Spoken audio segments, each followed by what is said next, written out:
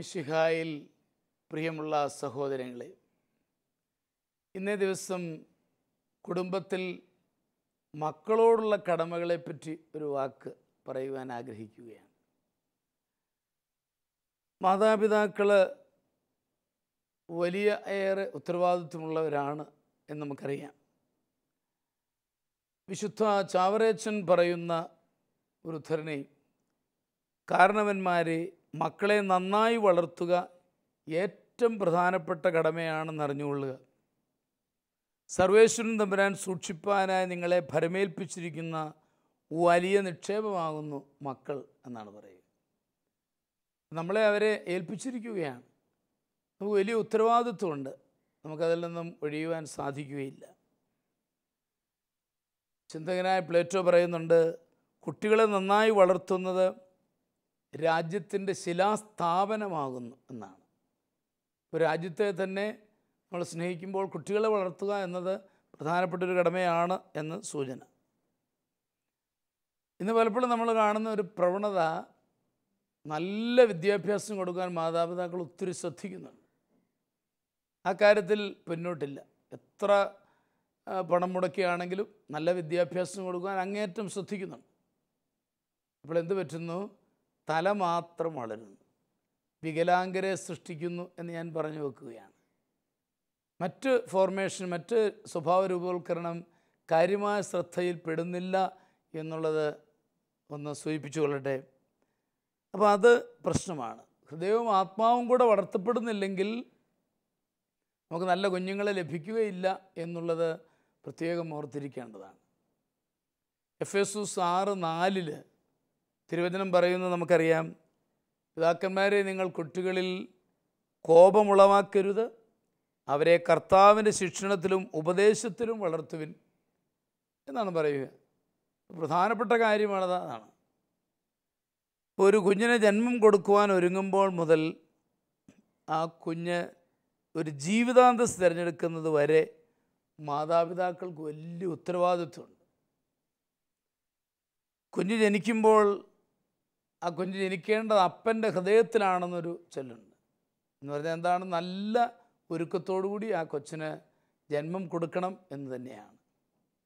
വളരെ പ്രസിദ്ധമായിട്ടുള്ള ഒരു സംഭവം പലർക്കും അറിയാവുന്നതാണ്. ഒരു പെൺകുട്ടിയെ കന്യാസ്ത്രീയാകുവാൻ വേണ്ടി മഠത്തിൽ പോയി ചേർന്നു. 1 വർഷം അവിടെ നിന്നു. അത് കഴിഞ്ഞപ്പോൾ നമ്മുടെ ബഹുമാനപ്പെട്ട സിസ്റ്റേഴ്സ് ഇവളെ സിസ്റ്ററാകാൻ കൊള്ളുകയില്ല എന്ന് പറഞ്ഞ് അവളെ അയക്കുകയാണ്. അവൾ വീട്ടിൽ വന്നു കഴിഞ്ഞപ്പോൾ പതിവ് പോലെ എല്ലാ കുടുംബങ്ങളിലും അവൾക്ക് വിവാഹത്തിനുള്ള ആലോചനകൾ തുടങ്ങി.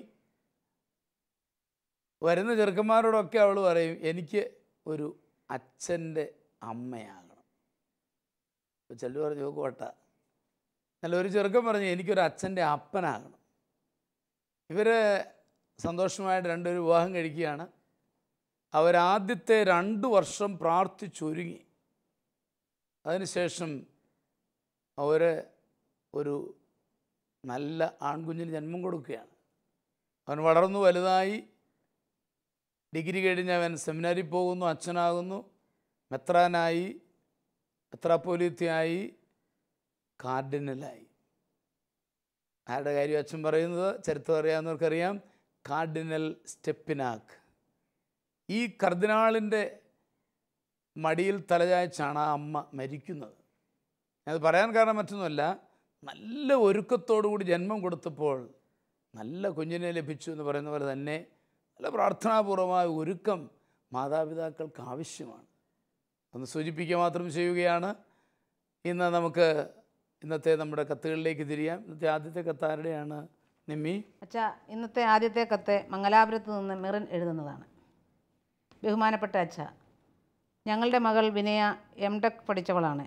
അവളെ വിവാഹം കഴിച്ചത് ഒരു പ്രാർത്ഥനക്കാരി അമ്മച്ചിയുടെ മകനാണ്. ഒത്തിരി ആളുകൾ അവരുടെ അടുക്കൽ പ്രാർത്ഥിക്കുവാൻ വരും എന്ന് കേട്ടു. എനിക്കത് സന്തോഷമായി. മരുമകന് വിദേശത്താണ് ജോലി. വിവാഹം കഴിഞ്ഞപ്പോഴാണ് അറിയുന്നത് ആ അമ്മ നല്ല പ്രാർത്ഥനക്കാരിയല്ല എന്ന്.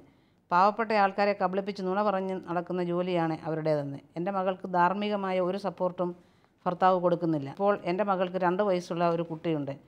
മകൾ നിരന്തരം ആ കുടുംബത്തിന് വേണ്ടി പ്രാർത്ഥിക്കുന്നുണ്ട്. ഇപ്പോൾ അമ്മായിയമ്മ മകളുടെ സ്വർണത്തിന് വേണ്ടി നോട്ടമിട്ടിരിക്കുന്നു. മകളെ അവളുടെ ഭർത്താവിനും ഇഷ്ടമാണ്. എങ്കിലും അവൻ അമ്മയുടെ കള്ളപ്രവൃത്തികൾക്ക് കൂട്ടുനിൽക്കുന്നു. ഈ വിഷമാവസ്ഥയിൽ എനിക്ക് എന്ത് മറുപടി തരുവാൻ സാധിക്കും? എനിക്ക് വേണ്ടി പ്രാർത്ഥിക്കണമേ.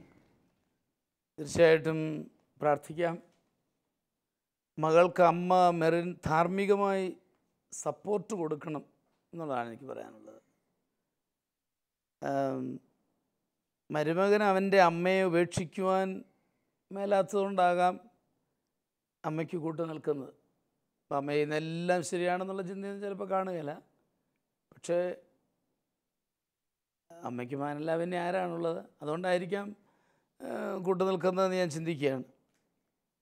അവനൊരു വിഷമവൃത്തത്തിലായിരിക്കുവാനാണ് സാധ്യത. ഏതായാലും മെറിൻ മകളോട് ഈ ഒരു നേരായ വിധത്തിലുള്ള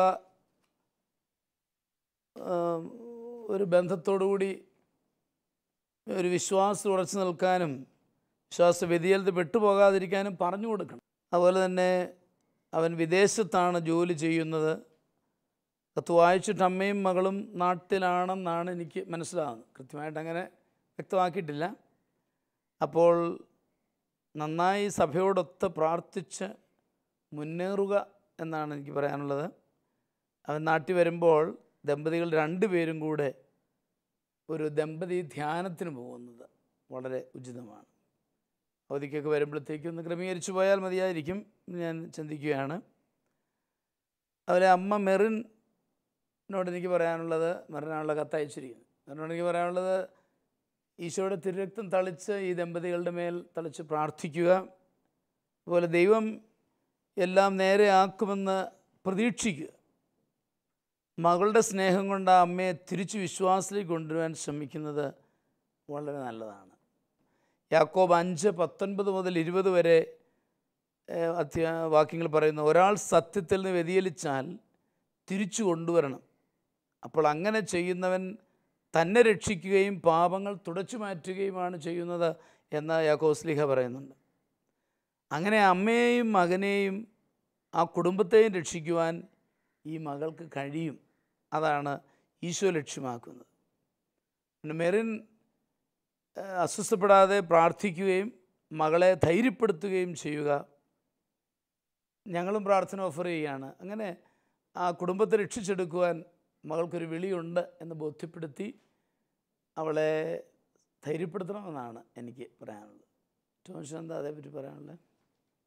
എനിക്ക് ഈ മെറിൻ അമ്മച്ചിയോട് താല്പര്യത്തോടെ ഞാൻ പറയട്ടെ, അവരുടെ ആ മനസ്സിലെ കാഴ്ചപ്പാടുകളും കത്തോലിക്ക സഭയോടുള്ള ആ തീക്ഷ്ണതയൊക്കെ അവിടെ പ്രതിഫലിക്കുന്നുണ്ട്. നല്ലത് തന്നെ. ഇനി അവരൊരു നല്ല പ്രാർത്ഥനക്കാരിയല്ല. പ്രാർത്ഥിക്കുന്ന ഈശോ പറഞ്ഞിരിക്കുന്ന ഒരു കാര്യം, എനിക്ക് പ്രതികൂലമല്ലാത്തവനൊക്കെ അനുകൂലമാണ്. അതാ ഈശോ പറഞ്ഞത്. അപ്പം ഈ അമ്മച്ചി പ്രാർത്ഥിക്കുന്നവളാണെന്നുണ്ടെങ്കിൽ തീർച്ചയായിട്ടും അവരിലൊരു നന്മയുണ്ട്. അവർ ഈശോയോടെ പ്രാർത്ഥിക്കുന്നത്. പക്ഷേ തെറ്റായ സ്വാധീനത്തിൽ നിന്ന് അവരെ പിന്തിരിപ്പിച്ച് യഥാർത്ഥ വിശ്വാസത്തിലേക്ക് കൊണ്ടുവരുന്നതിനുള്ള ബാധ്യത നമുക്കുണ്ട്. ഇനി ആ അമ്മച്ചിയോട് ബന്ധുക്കാരത്തി എന്നുള്ള നിലയ്ക്ക് സ്നേഹത്തോടെ അടുക്കട്ടെ. മരുമോളെ കൊണ്ട് മരുമോളും മോനും ഏതായാലും സന്തോഷമാണ്. മോളും മരുമോനും സന്തോഷമായിട്ട് ജീവിക്കുന്നു. അവളോട് സ്നേഹമാണ്. അവർ തമ്മിൽ പ്രശ്നങ്ങളും ഇല്ല. അപ്പോൾ ആ സാഹചര്യത്തിൽ ഈ ബന്ധുക്കാരി എന്നുള്ള നിലയ്ക്ക് ഈ മെറിൻ അമ്മച്ചി മറ്റേ അമ്മച്ചിയെ ഒന്ന് സ്നേഹം കൊണ്ട് സ്വാധീനിക്കാൻ പറ്റണം, ആ ഒരു തലത്തിലൊന്നും ശ്രമിക്കുന്നൊന്നുമില്ല. വിശ്വാസം, പ്രത്യാശ, സ്നേഹം, അതിലേറ്റവും ഉത്കൃഷ്ടമായത് സ്നേഹമാണെന്ന് പോലും സ്ലേഹ പറഞ്ഞു നോക്കുന്നുണ്ട്. അപ്പം നമ്മൾ വിശ്വാസമുള്ളവരാ, പ്രത്യാശിക്കുന്നവരാ. സ്നേഹത്തിൻ്റെ ആ പ്രതിഫലനം, അതിൻ്റെ പ്രവൃത്തി പദത്തിലുള്ള ആക്ഷൻ ഈ മെറിനമ്മച്ചി മറ്റേ ബന്ധുക്കാരിയുമായിട്ടുള്ള ആ ബന്ധത്തിൽ വളർത്തിയെടുത്താൽ ഈ സ്വാധീനത്തിലേക്ക് അവരെ തിരിച്ചു കൊണ്ടുവരാം. എല്ലാവരെയും നേടുക എന്നുള്ള നമ്മുടെ ജീവിതം തന്നെ സുവിശേഷ വേളയിലാണല്ലോ. അപ്പം ആ അമ്മച്ചിയെ തള്ളിക്കളയാതെ അമ്മച്ചിയെ കൂടെ നിർത്തി മകളുടെ ഭർത്താവിൻ്റെ അമ്മയാണ്. ഒരു ധാർമ്മിക ബാധ്യത അവരെ കൂടെ സ്വർഗത്തിലെത്തിക്കാനുള്ള ബാധ്യത നമുക്കുണ്ട്. അവരിലേതെങ്കിലും കുറവുകളുണ്ടെങ്കിൽ അത് തിരുത്തി ഈ അമ്മച്ചി കൂടെ കൊണ്ടുവരാനായിട്ട് ശ്രമിക്കണം. അമ്മച്ചി മകൻ്റെയും മാത്രമാകാതെ അവരിലേക്ക് കൂടെ അമ്മച്ചിയുടെ സ്നേഹവും കരുണയും നീട്ടിക്കൊടുക്കണം എന്നൊരു ചിന്തയാണ് എനിക്ക് അതിനകത്തുള്ളത്. നല്ല പ്രാർത്ഥനക്കാരിയല്ല എന്ന് പറഞ്ഞത് മറ്റൊന്നും കൊണ്ടല്ല. എഴുത്തിനകത്ത് സൂചനയുണ്ട്, പാവങ്ങളെ മുതലെടുക്കുന്നു, അങ്ങനൊരു ധാരണ അതിനകത്ത് തോന്നിയിട്ടുണ്ട്. അതുകൊണ്ടായിരിക്കാം. പിന്നെ അങ്ങനെയുള്ളതായതുകൊണ്ട് സ്വീകരിക്കുമോ എന്നുള്ളതും എനിക്ക് സംശയമുണ്ട്. ഏതായാലും ടോൺസൺ പറയുന്നത് സ്നേഹം കൊടുത്ത് അവരെ നേടിയെടുത്ത് അങ്ങനെ നന്മയിലേക്ക് കൊണ്ടുവരണമെന്നുള്ളതാണ്. തീർച്ചയായിട്ടും അതിനായിട്ടുള്ള പരിശ്രമം ഉണ്ടാകട്ടെ. നിമ്മയുടെ അഭിപ്രായം എന്താണ്? എൻ്റെ അഭിപ്രായം, മിർണമ്മച്ചിയുടെ മകളും മരുമകനും സന്തോഷത്തിലാണ്. ഒരു ഭർത്താവ് ഭാര്യയെ സ്നേഹിക്കുന്നെങ്കിൽ, അവർ സ്നേഹിച്ചാൽ കഴിയുന്നെങ്കിൽ ആ കുടുംബജീവിതം ധന്യമാണ്. പിന്നെ അതിനകത്ത് പിന്നെ ഈ അമ്മച്ചി ഇടപെടാതിരിക്കുന്നതാണ് നല്ലത്. പിന്നെ മിർണമ്മച്ചി മറ്റേ ഈ മകളുടെ അമ്മായിമ്മയ്ക്ക് വേണ്ടി പ്രത്യേകം പ്രാർത്ഥിക്കുകയും അവരെ സ്നേഹിക്കുകയും ചെയ്യുക. പിന്നെ മിർണമ്മച്ചി ഇതിനകത്ത് കൂടുതൽ അവരെ കുറ്റപ്പെടുത്തുന്ന രീതിയിലാണ് സംസാരിച്ചത്. അപ്പം നമ്മൾ അന്യരെ വിധിക്കരുത്. ഇന്ന് മത്തായിയുടെ സുവിശേഷം അധ്യായം 5 പറയുന്നത് അന്യരെ വിധിക്കരുതെന്ന്. അപ്പം ആ വിധി നമ്മുടെ മേൽ തന്നെ വീഴുമെന്നല്ലേ കർത്താവ് പറഞ്ഞിരിക്കുന്നത്. അപ്പം വിധിക്കാതെ അവരെ സ്നേഹിച്ച് മുന്നോട്ട് പോയാൽ അവരുടെ ജീവിതത്തിൽ ആ മകൾക്ക് ഒന്നുകൂടെ സന്തോഷമേ പ്രദാനം ചെയ്യത്തുള്ളൂ എന്നുള്ളതാണ് എൻ്റെ അഭിപ്രായം. വിധി എഴുതാതെ അവരെ സ്നേഹിക്കുക, അവർക്ക് വേണ്ടി നിലകൊള്ളുകയും ചെയ്യണം എന്നുള്ള ഒരു ചിന്തയാണ് പ്രധാനമായിട്ടും നിമ്മി അവതരിപ്പിക്കുക. അങ്ങനെ കൂടുതൽ അപ്പം മെറിൻ അമ്മച്ചിയാണ് കൂടുതലായിട്ട് മാറേണ്ടതെന്നുള്ള അർത്ഥത്തിലാണ് നിങ്ങൾ രണ്ടുപേരും സംസാരിക്കുന്നത്. അത് നമ്മുടെ കാത്തലിക് ഫെയ്ത്തിൻ്റെ വെളിച്ചത്തിൽ ആ അമ്മച്ചിയെ തിരിച്ചു കൊണ്ടുവരാനും ഈശോയ്ക്ക് വേണ്ടി നേടാനും ഈ മരണമ്മച്ചിയുടെ തീർച്ചയായിട്ടും അമ്മച്ചിയോട് നമ്മൾ സഹകരിക്കുന്നു. അമ്മച്ചിയുടെ ആ താല്പര്യങ്ങളൊക്കെ നമ്മൾ ഉൾക്കൊള്ളുന്നു. അമ്മച്ചിയെ മോശകാരിയായിട്ട് ചിത്രീകരിക്കുക അല്ല ഇവിടെ. അമ്മച്ചി ഇച്ചിരി കൂടെ ഉണർന്ന് പ്രവർത്തിച്ചാൽ ഈശോയുടെ ആ സഭയിലേക്ക് അല്ലെങ്കിൽ ആ സ്വർഗത്തിലേക്കുള്ള ആ പ്രയാണത്തിൽ ഈ അമ്മച്ചിയെ കൂടെ കൂട്ടിക്കൊണ്ട് വരാം. ഒരു സുവിശേഷ വേല ഇതിൽ ഉണ്ട് എന്ന് പറഞ്ഞത് മാത്രം. അപ്പോൾ അതിനായിട്ട് തീർച്ചയായിട്ടും നമ്മളെ ശ്രദ്ധിക്കുന്ന മെറിൻ അമ്മച്ചി പരിശ്രമിക്കും എന്ന് നമുക്ക് വിശ്വസിക്കാം. തീർച്ചയായിട്ടും അമ്മച്ചി ഞങ്ങൾ പ്രാർത്ഥിക്കുന്നു.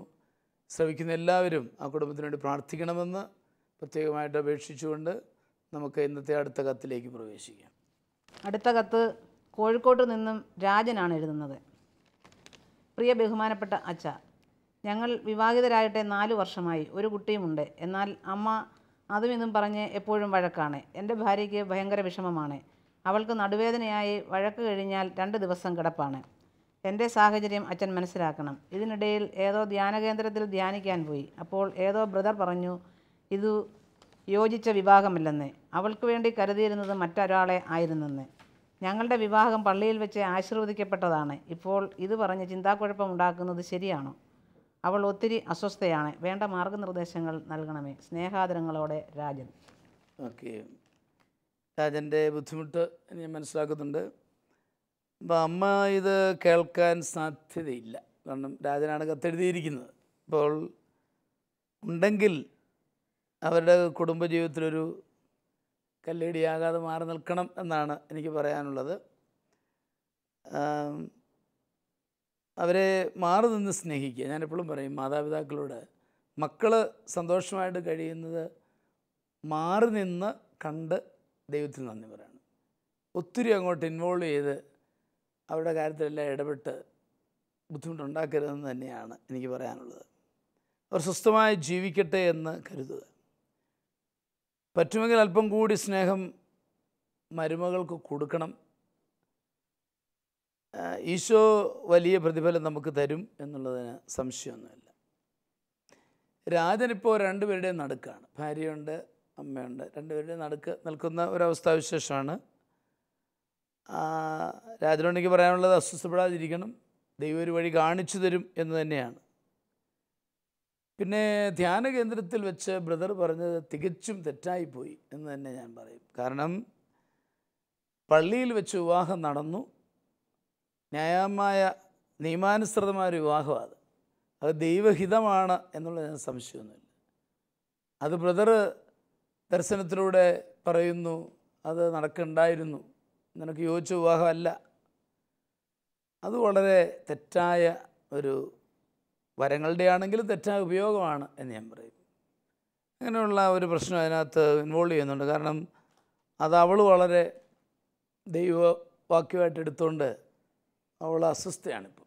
അയ്യോ പിന്നെ ഇത് യോജിച്ചതല്ല, പിന്നെ എങ്ങനെയാണ്? അപ്പോൾ അങ്ങനെയുള്ള ഒരു പരാമർശനങ്ങൾ തെറ്റായിപ്പോയി എന്നാണ് എനിക്ക് പറയാനുള്ളത്. അതുകൊണ്ട് എനിക്ക് അവളോട് പറയാനുള്ളത് അത് പൂർണ്ണമായിട്ടും വിട്ടുകളയണം എന്നുള്ളതാണ്. അത് ആരാണെങ്കിലും ആ പറഞ്ഞത് തെറ്റാണ്, അത് സഭയുടെ പഠനമല്ല, അതുകൊണ്ട് നമ്മളത് ഉപേക്ഷിക്കണം, തള്ളിക്കളയണം എന്ന് തന്നെയാണ് എനിക്ക് പറയാനുള്ളത്. ഇനി സുഭാഷിതം 19:14 നമുക്ക് പറഞ്ഞു തരുന്നുണ്ട്, ദൈവം തരുന്ന ദാനമാണ് ജീവിത പങ്കാളി. അതുകൊണ്ട് ദൈവമാണ് എനിക്ക് തന്നത് ഈ രാജനെ എനിക്ക് ഏറ്റവും പറ്റിയ ആളാണ് എന്ന ബോധ്യത്തോടു കൂടി തന്നെ വിശ്വാസത്തിൻ്റെ വെളിച്ചത്തിൽ ഈ ബന്ധത്തെ കാണണം എന്നാണ് എനിക്ക് പറയാനുള്ളത്. രാജനത് പറഞ്ഞിട്ട് സമ്മതിക്കുന്നില്ല എങ്കിൽ ഞാൻ പറഞ്ഞു വരുന്നത്, സഭ അംഗീകരിക്കുന്ന ഒരു കൗൺസിലിംഗ് സെൻറ്ററിലോ അല്ലെങ്കിൽ സഭയുടെ പഠനങ്ങൾ തന്നെ നൽകുന്ന പക്വമായ ഒരു ധ്യാനത്തിനൊക്കെ പോകുന്നത് തികച്ചു എന്നാണ്. ഇവർ ധ്യാനത്തിന് പോകുന്നവരാണ്, അതുകൊണ്ടാണ് ഈ ശകലം പ്രശ്നം ഉണ്ടായെന്ന് എനിക്ക് മനസ്സിലാവുന്നു.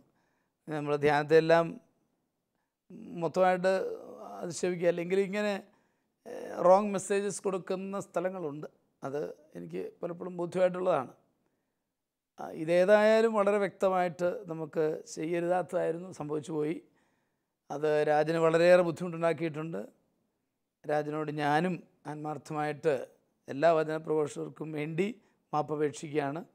പക്ഷെ അത് നമ്മൾ ഗൗരവമായിട്ട് എടുക്കേണ്ട യാതൊരു ആവശ്യമില്ല. തള്ളിക്കളഞ്ഞുകൊണ്ട് എനിക്ക് ഈ ഭാര്യയോട് പറയാനായിട്ട് പരിശ്രമിക്കണം.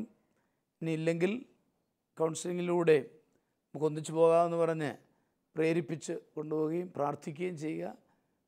ശരിയാകും. കുടുംബജീവിതം പ്രതീക്ഷയോടെ പ്രാർത്ഥനയിൽ തുടരണം എന്നാണ് എനിക്ക് പറയാനുള്ളത്. എനിക്കതേപ്പറ്റി എന്താ പറയാനുള്ളത്? വിവാഹം ഒരു കൂദാശയല്ലേ.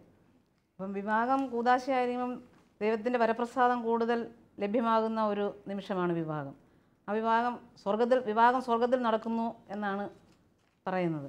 അപ്പോൾ ഇത് ദൈവിക പദ്ധതി പ്രകാരം നടന്നത് തന്നെയാണ്. എനിക്കായിട്ട് അനാദിയിലെ തിരഞ്ഞെടുത്തവളാണ് ഇവൾ എന്നുള്ള ഒരു ബോധ്യം അവൾക്കും ഇത് അനാദി മുതലേ തിരഞ്ഞെടുത്തതാണ് എൻ്റെ ഭർത്താവ് എന്ന് അവൾക്കും ബോധ്യമുണ്ടായിരിക്കണം. അവനുണ്ട്. അവൾക്ക് അത് ഇല്ല. അവൾക്കിങ്ങനെ ഒരു ബ്രദർ പറഞ്ഞു എന്ന് പറഞ്ഞ്, അപ്പം ബ്രദറിൻ്റെ വാക്കുകൾക്ക് വില കൽപ്പിക്കേണ്ട. ദൈവിക പദ്ധതി പ്രകാരം നടന്നു. അതുകൊണ്ട് ദൈവത്തിൽ വിശ്വസിച്ച് പ്രാർത്ഥിച്ച് മുന്നോട്ട് പോയാൽ കുടുംബജീവിതം ധന്യമാകും എന്നുള്ളതാണ് എൻ്റെ അഭിപ്രായം. അപ്പോൾ ആ ഒരു ബോധ്യത്തോടു കൂടി അവൾ മുന്നോട്ട് പോകണം. ആ ഒരു ബോധ്യം കൊടുക്കാൻ രാജൻ പരിശ്രമിക്കട്ടെ എന്ന് നമുക്ക് വിചാരിക്കാം, അല്ലേ? ടോമിച്ചൻ എന്താ പറയാനുള്ളത്? എനിക്ക് അതിനകത്തെ ഒന്ന്, അവൻ്റെ ആ കത്തിൽ നിന്ന് അവൻ്റെ അമ്മ പ്രശ്നം ഉണ്ടാക്കുന്നുണ്ട് എന്നവൻ പറയുന്നുണ്ട്. അവൻ്റെ അമ്മ അതവന് വേദനയാണ്, അതിൻ്റെ ആ സൂചന അതിനകത്തുണ്ട്. അപ്പം അതും അവളെ സ്വാധീനിക്കുന്നു. ഒരു വഴക്ക് കഴിഞ്ഞാൽ 2 ദിവസമൊക്കെ നടുവേദനയായിട്ട് കിടക്കുന്നു. ഇതൊക്കെ ഒരു പ്രശ്നമാണ്. അപ്പം ശാന്തമായിട്ട് അവൻ ഒറ്റയ്ക്ക് അമ്മയുടെ അടുത്തിരുന്ന് സ്നേഹിച്ചുകൊണ്ട് തന്നെ അമ്മയെ ഒന്ന് കറക്റ്റ് ചെയ്യാൻ അവൻ ശ്രമിക്കുന്നത് നല്ലതായിരിക്കും. 2, ഇവന് 2 റോളുണ്ട്. അവൻ അമ്മയെ തൃപ്തിപ്പെടുത്തി നിലനിർത്തുകയും ഭാര്യയെ സന്തോഷിപ്പിച്ച് കൊണ്ടുപോവുകയും വേണം. ശ്രമകരമായ റോളിലാണ് രാജൻ നിൽക്കുന്നത്. രാജന് മറ്റൊന്ന് ചെയ്യാവുന്നത്, ഈ അവളുടെ 2 ദിവസത്തെ നടുവേദന, ഒരു വഴക്കുണ്ടായാൽ 2 ദിവസം നടുവേദന അവൾ കിടക്കുക. അവൾക്കത് നടുവേദന അവളുടെ ഹൃദയത്തിലെ ആഘാതം കൊണ്ടുണ്ടാകുന്ന ഫീലിങ്സാണ്, അല്ലാതെ യഥാർത്ഥ നടുവേദനയാണെന്ന് നമുക്ക് ചിന്തിക്കാൻ പറ്റില്ല. വഴക്കുണ്ടാകുമ്പോൾ മാത്രമാണ് വേദന ഉണ്ടാകുന്നത്. അപ്പോൾ അതുകൊണ്ട് അവൻ അവളെയും ബോധപൂർവമായിട്ട് പറഞ്ഞു തിരുത്തുകയും അവൾക്ക് ആഗ്രഹിക്കുന്നതിലപ്പുറം സ്നേഹം കൊടുക്കാൻ, ആ പരിഗണന കൊടുക്കാൻ, നീ എൻ്റേതാണ്, നീ ഭയപ്പെടണ്ട, ഞാൻ നിൻ്റെ കൂടെ ഉണ്ട്, ഈ ബോധ്യം അവൾക്ക് കൊടുക്കുകയും കൂടെ ചെയ്യാൻ പറ്റിയാൽ ഒരുപക്ഷെ ബ്രദർ പറഞ്ഞതൊക്കെ അവളങ്ങ് മറക്കും. കാരണം ആഴമായിട്ട് അവൻ സ്നേഹിക്കുകയും അത് അവളെ ബോധ്യപ്പെടുത്തുകയും ചെയ്തു കഴിഞ്ഞാൽ അതിന് കുറേ പരിഹാരത്തിലേക്ക് വരാൻ പറ്റുമെന്നാണ് ഞാൻ വിശ്വസിക്കുന്നത്. ടോമിച്ചനെ മനസ്സിലാക്കുന്നു. എന്നാൽ അവൻ വളരെയേറെ അതിനായിട്ട് പരിശ്രമിക്കുന്നുണ്ട്. ടോമിച്ചൻ പറഞ്ഞ പോലെ കുറച്ചുകൂടെ ആഴപ്പെട്ട് സ്നേഹത്തിൽ കൊടുത്ത് അവളെ നേടിയെടുക്കണമെന്നുള്ളതാണ് ടോമിച്ചൻ്റെ ആശയം. എനിക്കത് മനസ്സിലാകുന്നുണ്ട്. എങ്കിലും ബ്രദർ പറഞ്ഞത് അവളെ വളരെയേറെ സ്വാധീനിച്ചിട്ടുണ്ട്. കാരണം ഈ ബ്രദർ അവർക്ക് നേരത്തെ ഇച്ചിരി പരിചയമൊക്കെ ഉള്ള ഒരു ബ്രദറാണ്. ബ്രദർ പറയുന്നതെല്ലാം കറക്റ്റാണ് എന്നുള്ളൊരു ചിന്ത അവരുടെ മനസ്സിലുണ്ട്. അപ്പോൾ അത് വളരെയേറെ ആഴത്തിൽ സ്വാധീനിച്ചിട്ടുണ്ട്.